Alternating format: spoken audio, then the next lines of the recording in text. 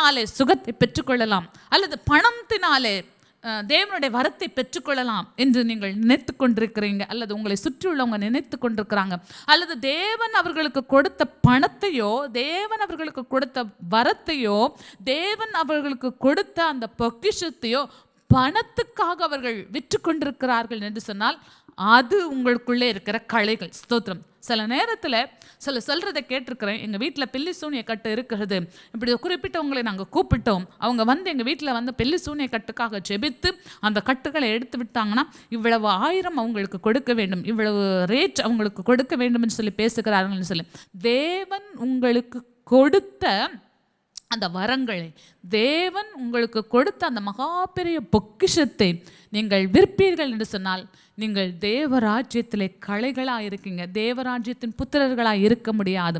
நீங்கள் பணத்தினாலே வரத்தை பெறணும்னு நினைச்சாலும், நீங்கள் உங்களுக்கு தேவன் கொடுத்த வரத்தை பணத்துக்கு விற்க வேண்டும் என்று நினைத்தாலும் நீங்கள் களைகளாக இருக்கிறீர்கள். இதுதான் கசப்பான பிச்சு, பாவக்கட்டு என்று சொல்லப்பட்டிருக்கிறது. ஸ்தோத்திரம். பேதுரு அவனை நோக்கி, தேவனுடைய வரத்தை பணத்தினாலே சம்பாதித்துக் கொள்ளலாம் என்று நீ நினைத்தபடியினால் உன் பணம் உன்னோட கூட நாசமாய் போக கடவது. ஸ்தோத்திரம். எனக்கு அருமையானவர்களே, நான் விசுவாசிகளுக்குள்ளே இருக்கிற களைகளை பற்றி பேசிக்கொண்டிருக்கிறேன். இந்த சீமோன் ரட்சிக்கப்பட்ட ஒரு மனிதன் தான். அவன் துன்மார்க்கத்தில் இருந்தான். அப்பொழுது காசுக்காக தன்னுடைய மாய வித்தைகளை விற்று கொண்டிருந்தான், பணம் சம்பாதித்துக் கொண்டிருந்தான், மாய வித்தைகள் அல்ல. அப்பெல்லாம் தேவன் விட்டுட்டார்.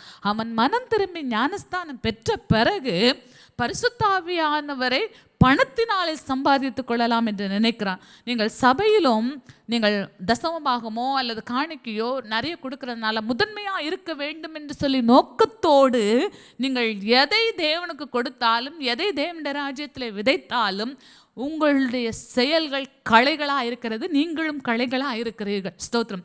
தேவனுடைய வரத்தை பணத்தினால் சம்பாதிக்கலாம் என்று நினைக்கிறது உங்களை சுற்றி இருக்கிற ஒரு கட்டு, அது ஒரு களை. ஸ்தோத்திரம். விசுவாசிகளே, உங்களுக்குள்ளே இந்த களைகள் இருக்கும் என்று சொன்னால் அதை விட்டுவிடுங்கள். ஸ்தோத்திரம். ஸ்தோத்திரம். பணத்தினாலே நாம் எதையும் தேவராஜ்யத்திலே பெற்றுக்கொள்ள முடியாது. பணத்தினாலே நாம் எதையும் தேவராஜ்யத்திலே சுதந்திரித்து கொள்ள முடியாது. அதே நேரத்தில் உங்களுடைய பொக்கிஷம் எங்கே இருக்கிறதோ அங்கே உங்கள் மனமும் உங்கள் இருதயம் இருக்கிறது என்று சொல்லுகிறார். பணமோ எல்லாவற்றுக்கும் உதவும். நான் பணத்துக்கு விரோதி அல்ல. ஆனால் உங்களுடைய நோக்கம் பணத்தை வச்சு குணமாக்குகிற விஷயத்தை நான் காணிக்கை கொடுத்து ஜெபம் பண்ணிட்டு வருவேன், அப்போ வந்து எனக்கு சுகம் கிடைக்கும் அப்படில. நீங்கள் பக்தியோடு பொருத்தனை காணிக்கை முந்தி செலுத்தி குணத்துக்காக ஜெபிக்கலாம். நான் பணம் கொடுத்தேன்னா ஆண்டவர் சுகம் கொடுக்கறதுக்கு எனக்காக இவங்க ஜெபம் பண்ணணும்னு சொன்னீங்கன்னா நீங்கள் கட்டிலே இருக்கிறீர்கள், கசப்பான பிச்சிலே இருக்கிறீங்க என்று சொல்லுகிறோம். மரண கட்டுகள் உங்களை சுற்றி சூழ்ந்திருக்கிறது. இதெல்லாம் உங்களை சுற்றி இருக்கிற களைகளாக இருக்கிறது.